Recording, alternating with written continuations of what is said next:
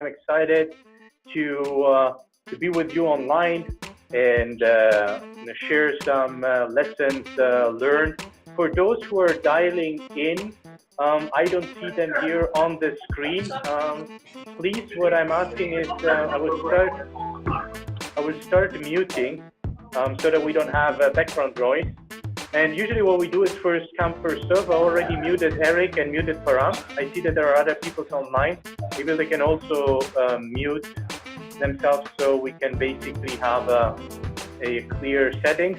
And then the other thing is I was asked camera yes or no. I love chatting with cameras regardless where you are. As long as you wear something, we can we can have the camera on. And I would say, let's kick off this second Start Me Anything session here. Last time we discussed about a lot about angel investments and tactics on how to get to angel investors. The goal is here really to share with you some experiences, 18 years of entrepreneurship in the space of startups with 2 years with 2 exits and the last 2 years as an investor. So I would say, Eric, you were first. Why don't we go ahead and I unmute you here and hear your questions, and then we take it from there. Sure. Good morning, Tommaso. So, my question is a guy like myself and maybe some colleagues that I have in the Bay Area here, in an industrial world and in some of the what I do for a living, is there space for us to grow, and is there tools to us to be able to utilize our industrial work and combine it with some of this Silicon Valley's tech, that we can grow something bigger than just being an industrial worker? Like, for example, let's say TaskRabbit, for example. You've seen a few of the things I do, and seen that I'm very much capable. Is there area where I would be able to maybe achieve something like that, or is there other tools that I can use to maybe grow a business other than what I already do? Other than just advertising, is there space in the tech world to be able to grow?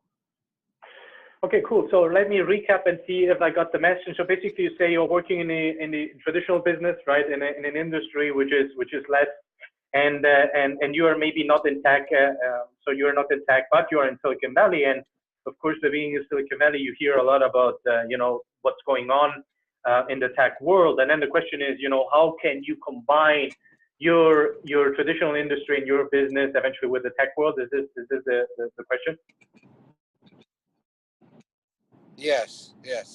Awesome. So thanks first of all for that question. I go and I go on mute.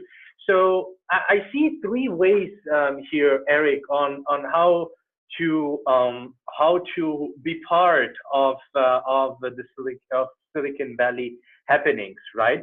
So 3 different approaches with 3 different risk characters and 3 different, let's say, weights that you can put on your shoulder to start navigating towards the Silicon Valley way. So one very simple thing is, and this is based on experience, is that there are traditional industries that can do a lot by making their operations, by running their operations or on a more automated way.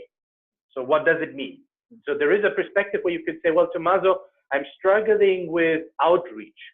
I'm struggling with invoices. I'm struggling with customer management, right? What can I do? Traditional, especially small, medium businesses, they're not aware of all the tools and free tools that you can find on the market, such as, there is free CRMs that you can use. For instance, if you use a CRM such as a HubSpot, if you're interested, right? It's a free CRM where you can manage all your clients. It's for free. You have a centralized place where you can basically start centralizing all your clients. This will automate all the Excel work that you have. A second approach is you can automate and make it more fun for your clients to receive offers and quotes and proposals by using a tool like pandadoc.com. It's a tool where you can basically have multiple products that you list, and the customer can select those multiple products. You can embed a video of yours. Something like, hey, I'm Eric, thank you for considering my service, and now I'm going to explain you what the next step is, so you can talk to the person online by using this tool, and at the end they can sign basically by using the pandadoc.com. These are quick things, which is basically all reflecting one strategy, which is how can you operationalize and automate your operation. This is one perspective. I mentioned you have 3 suggestions for you, right? So this is one touch point that you can have, which is I'm a small medium business, I'm not in tech, I want to get into tech, how can I do it? Automate your processes so that you can grow. The second perspective that I have for you is basically where you say, well, Tommaso, you know what? Yes, I work in a traditional industry, but I'm sick of it. I'm done. I want to grow myself as a man. I want to get beyond. I'm not dumb. I'm not dumber than you guys in tech. How can I get into that? Well, for every business, Eric, you have to have knowledge, right? And you have to have the knowledge in the industry. Now, what you could do is basically what I call mitigating the risk of getting into a new industry. And what you can consider is starting reselling third-party products. I can give you a concrete example. Imagine that you say, well, Tommaso, I've been doing 20 years this industry. So you have domain industry in one specific area, which is the industry that you have been working on, right? Which is great. But what I'm missing is the tech industry world. So why don't we combine it? Why don't you look out for products that are in the tech world, already built from vendors, okay, third-party vendors, that basically are serving your industry. Because what you can then do, you can become a value-added reseller, a system integrator, or a partner of those vendors because you have the domain industry. So you start basically then becoming a reseller, and usually as a reseller, you make a cut between 20 to 40 to 50% of the product that you resell, okay? So the advantage that you have is basically you start dealing with technology, but even though in your industry, without pre-investing money. Why? Because you would start right away, like next week on Monday, by tackling your industry with a technology product. So you can talk the language of your industry, and you can learn from the tech industry. So this is the second advice that I get, or the second suggestion that I have. So the first one was improve your operation. The second is become a reseller and start learning with it. And the third one is, which is basically the highest risk, but where a risk, there an opportunity, right? So the highest risk is saying, you know what, Tommaso, I want to get into tech business. I want to start a new chapter in my life. And then it's really getting into becoming an entrepreneur in the startup world. And the first thing that I want to leave you with is, why do you want to do it? This is the first question that you have to answer yourself, Eric. Because there is a trend right now in tech world. And the trend is the following. Most of the people, they see what's going on in startup, and they read the TechCrunch magazines of this world. And the ultimate goal that I have in mind is, oh, I want to become a billionaire. Actually, 9 out of 10 startups fail, Eric, okay? Because it's a tremendously hard business. And it takes you at least 6-7 years to get to one of those startups who made it. Now, what I want to say is that you have to be aware and consider that it's not a walk in the park. It's going to be tremendously hard. Now, it doesn't mean that I'm saying, or I don't want to say that you cannot do it, but consider that learning is not earning. Consider that. Now, first, start with the why. Why do you want to do it?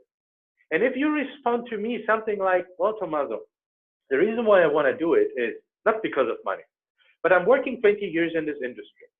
And I see that there is a specific problem in this industry.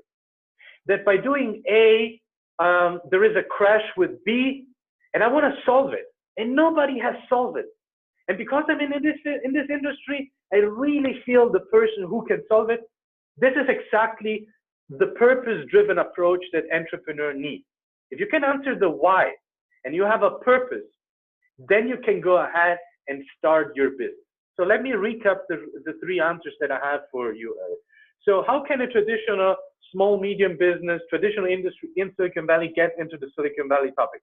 First, with low risk, improve your operation, stay in your traditional business, okay? By using tools that make it simpler to run and growing your company. This is one approach. Second approach is, the second risky approach is get a product that you can serve in your industry, and then basically start reselling it. So you have the domain expertise and the market access in your industry, and you start learning from the tech world without pre-investment. And the most risky one, the one that is most impacting you as a person, positively and negatively, it's going to shake you up, is basically to become an entrepreneur and start building something, okay? But the main movement there is start with the why you want to do it. If it's money driven, I advise you not to do it, because as soon as you have your first challenge, you're going to give up. Is the why is not strong enough, if the purpose is not strong enough, okay? Did it answer your question, Eric? And then we'll move ahead to the next one. That was very good advice, man. I really appreciate it. Thank you. Awesome. No, thanks for participating. The second in line was Param.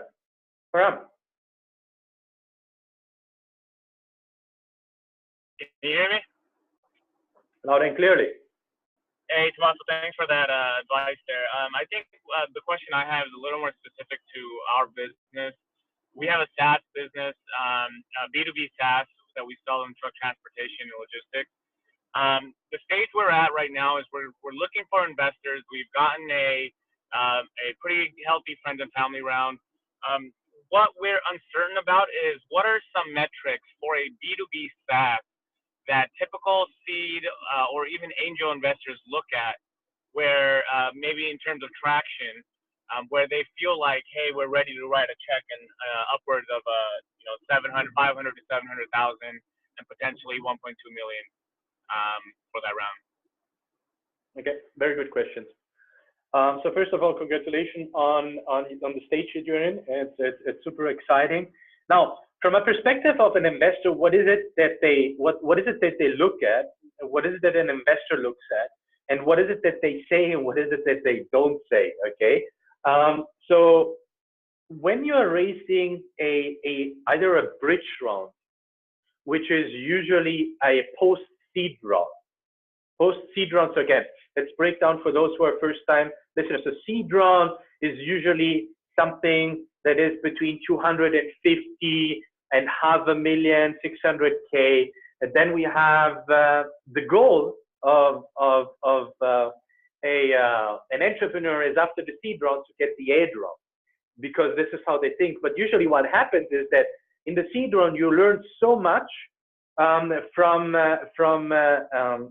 your operation, and you learn and you bring so much information back to your product that you actually don't make, most of the startups don't make it to get to the A round. But what they need is a bridge round, okay, to get to the A round and do more traction. And usually we're looking here at something between $500,000 and 750K. That's what you basically start saying. Of course, if you get oversubscribed and you get $1 million, then it's great. Champagne is on you. But usually that's what happens, $500,000 to 750K. Now, what is it that they want to see in terms of KPI? Which, from a question perspective, you are absolutely right. They want to see KPIs. They want to see a growth. They want to see recurring revenues and a growth month over month. But actually, the secret relies in what is the fundament that drives the KPI.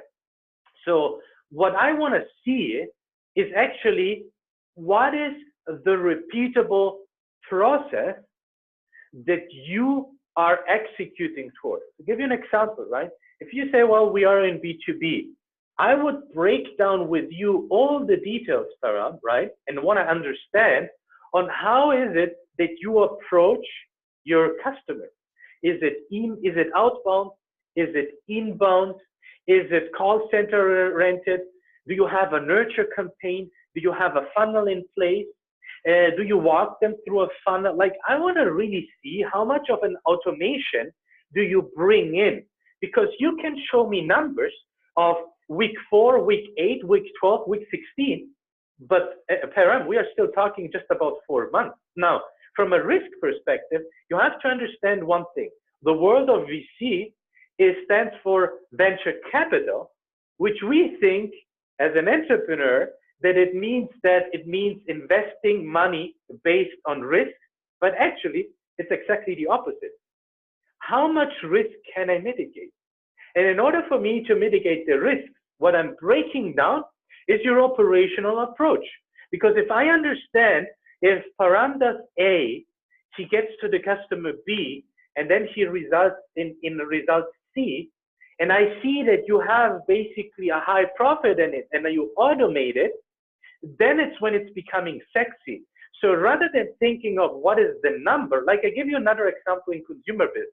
When Snapchat raised their A round, they didn't raise their A round from what you can read on the market based on the total amount of users that they had, but they had it based on the attention span that the users had compared to the other social networks on the market.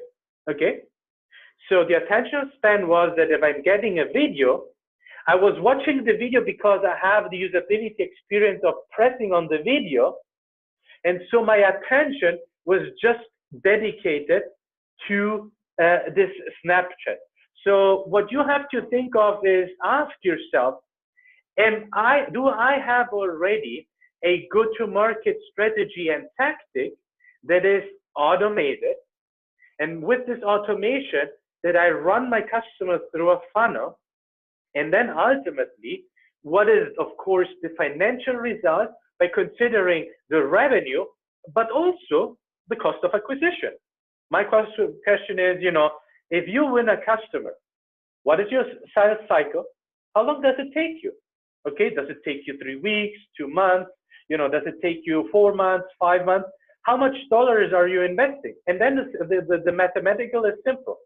The less you spend on your CAC, your customer acquisition cost, the more profit you're going to drive over the customer life cycle. Okay, and that's what I want to see, right? Does it make sense?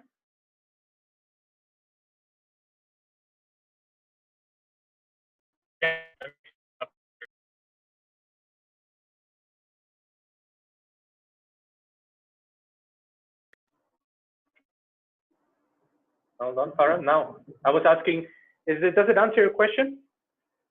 Yeah, I thought I was talking. Yeah, it does. Thank you. Appreciate that. One last thing that I would like to add here is let me be politically correctly, but at the same time very direct.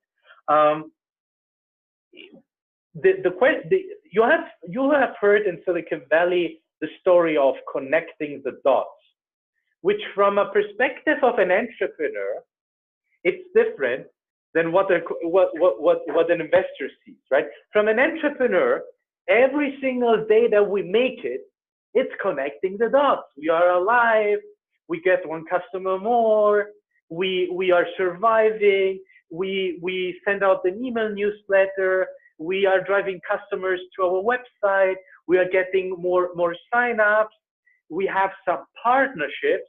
It's great. But from an investor perspective, we really take a look and say, okay, let's neutralize the endeavor of the entrepreneur, and what are the key signals that make us understand when we have to put money in.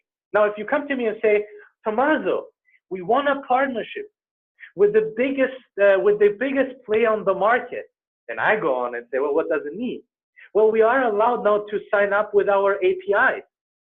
For you, is a big achievement because you're integrating, you're signing up with them, you went through the conversation. from a perspective of a business case, it's just something that you had to do that right now is still not driving revenue. It's still not driving adoption. Okay, so again, what is the life cycle management? What is the sales cycle? How fast are you running through the sales cycle? What are the cost of acquisition that you have in the sales cycle? If you talk the hard metrics, and I can see that you run through it in an automated way with a low cost of acquisition, and you are riding the horse, then it's sexy, then I'm connecting the dots, then you raise the so-called FOMO, fear of missing out, and then I start calling investors and I say, hey, I met Param, he was driving the car, these are the KPI metrics, we have to beat him today because he is closing the round, boom, that's what you want to achieve. So thanks for the question, Param. Who was next in line? Should we do ladies first or should we do Lakshmi? I don't know. Lakshmi, what? I think there's a 415 number that was on first. So is there anybody else in the line, please? I have four screens that I see. I would say, Lakshmi, go ahead. Okay. So one question is, there are different rounds, right? Actually, earliest when we raise money, I think we know in the end it's A, B, C, that's very clear. But before that, it's bootstrap, then seed, then post-seed, someone I haven't heard pre-seed. So how do actually the investors think, okay, this guy is ready for this round? That's also a question that I can give you a very a use case, an example based on my activities, right? So yeah. If for those who know me, I've done a couple of startups, and by the way, I just mentioned the startups that I brought to revenue and raised money. So whatever I didn't bring to revenue, I don't even mention, and just in tech business. So I brought 4 startups to revenue and 2 exits, and with 2 of them I raised dollars. Now, the big thing that I understood when I came, especially 7 years ago, roughly 7 years ago here to the Bay Area, is what does it mean raising dollars, and what is the typical approach of when to raise what kind of dollars. So in my third company, I had already had 2 exits. So I had $2.50 on my bank account and some experience, actually 11 years of experience as an entrepreneur. So what I thought is that rather than going through the traditional step-per-step fundraising tour, I financed the company myself as much as possible so that I can then only raise a bigger round. In theory, this thought process is correct, because you say, well, if you have $1 million and you can make it through the entire seed phase, and then you raise an A round between 2 and 5 million, then it's great. Why? Because you have more ownership. This is the theory.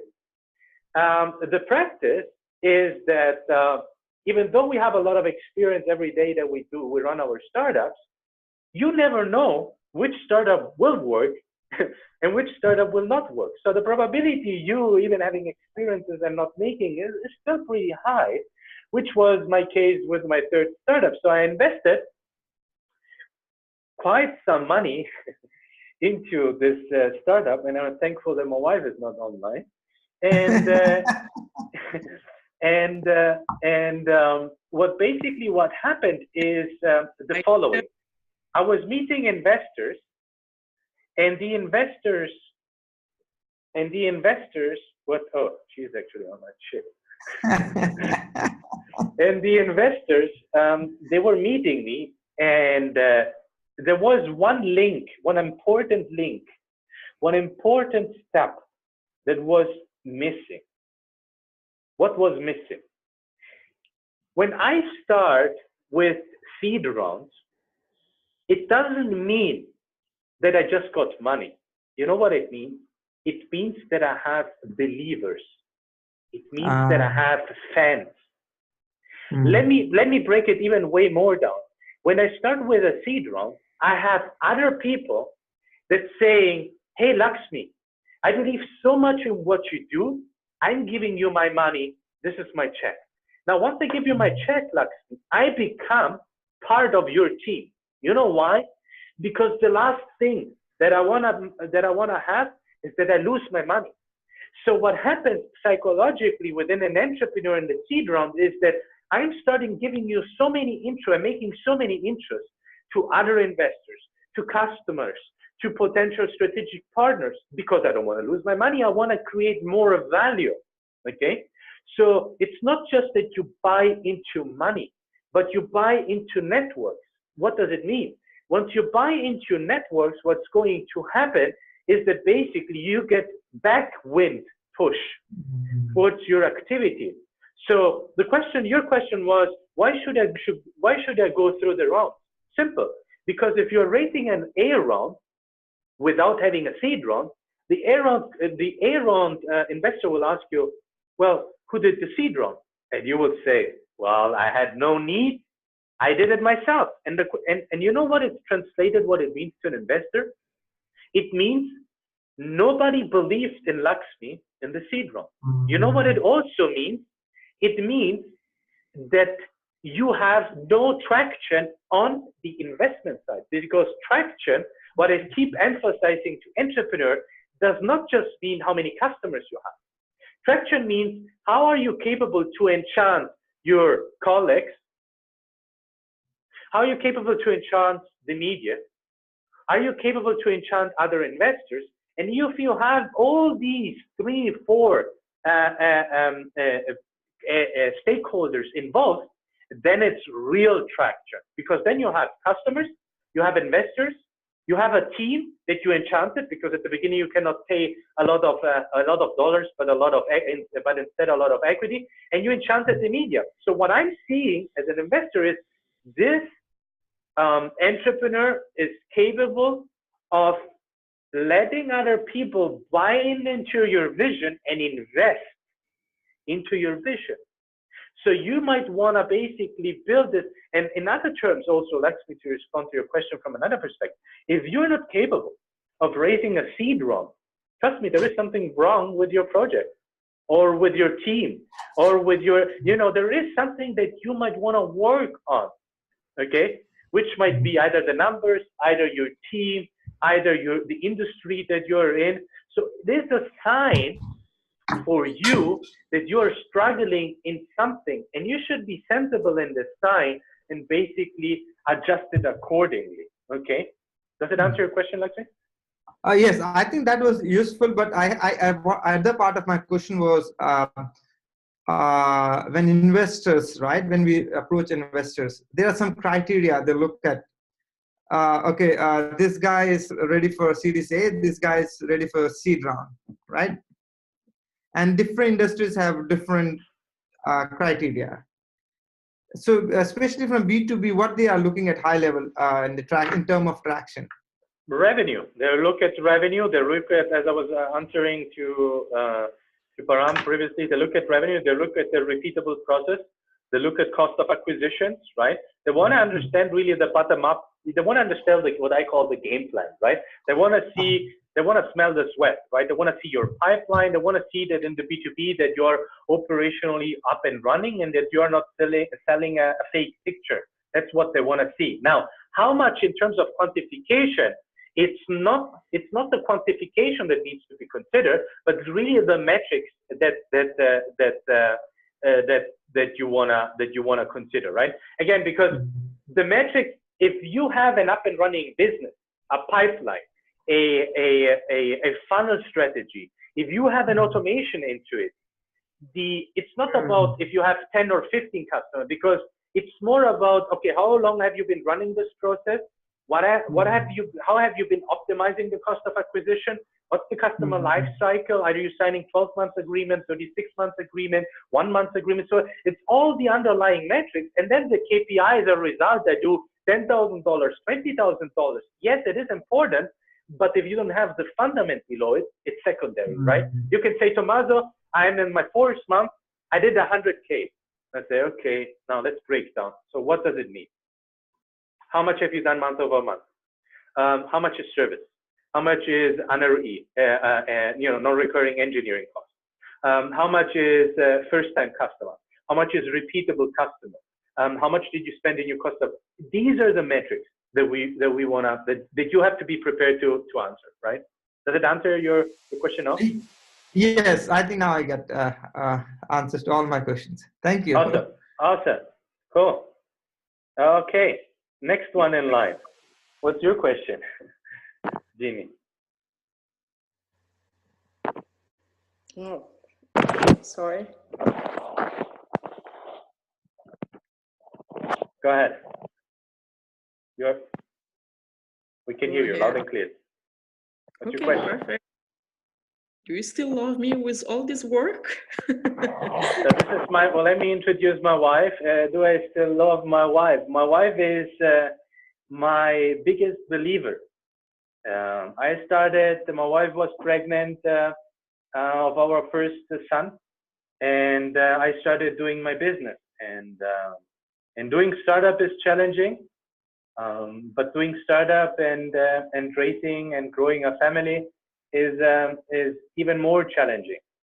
My wife is the reason why I've been capable of doing what I'm doing, and without her, I wouldn't be half of it what I am right now. Which doesn't mean that I am something, but I'm definitely I gone through some steps. So I love you, and I'm thankful for the entire journey. No, thank you for your love. No, just to put something in everything that you told before. I think for the husbands then have a startup is very important to communicate with wives and let them be part of everything, because it's the way that you did this, and you will get my help in everything that you need, just because was part of everything that you are doing here or in your life. Oh, that's super important what you're saying. Actually, yeah, I mean, everybody is just talking about really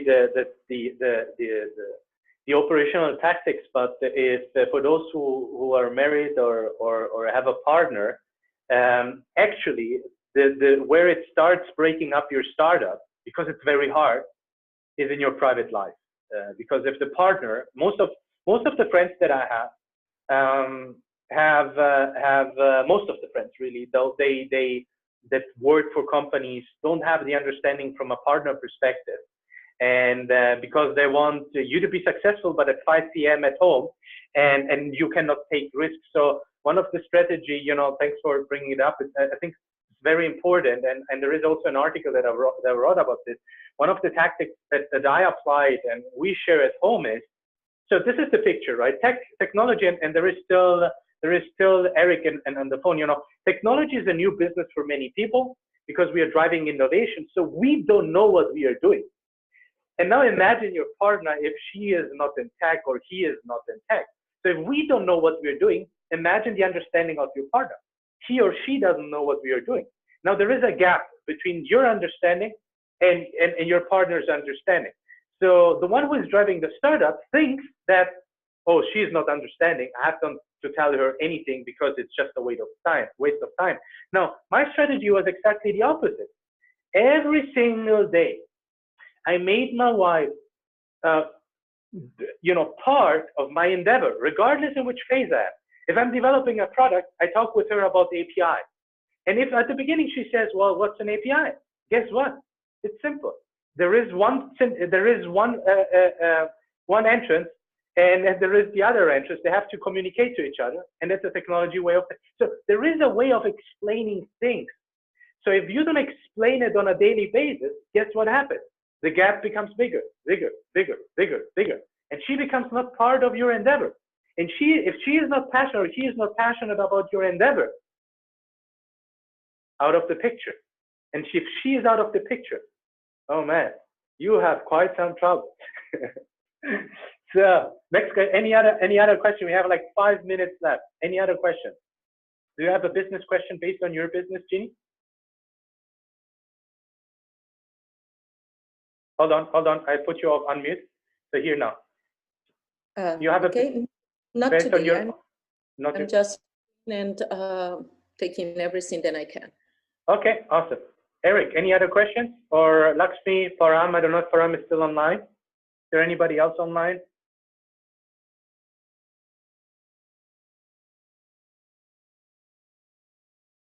Any other questions? Time for taking another questions? Hold on, I unmute Param. I see you're moving your lips, so here we go. Param? I think there's a lot to digest, especially regarding our fundraising. So, okay, awesome. Hey, thank you again for the second session. Just a heads up for you and for the next session in the future, because we are running one of the Silicon Valley largest mentor group. We are going not only to plug to my brain, but we are going to make available other brains too. So in the future, we are going to share other mentors' brain. So we will have basically other mentors joining, and I will always have one other mentor joining. So we'll select a topic, and we will have this mentor online throughout the sessions, 45 minutes. Again, the goal is really to build the global largest database of knowledge for the startup, and not on a written format or in a personal format. We want to do it on a video format. We want to do it live, but also at the same time recorded so that you can have access all the time. So for those who are online and have joined today, feel free to send questions that you have in the group and the What It Takes group. Feel free to share this video. Thank you for that, and I'll see you next week. Okay, I'm proud of your endeavor. Thanks for the questions and keep on killing it. Thank you. Bye, guys. You.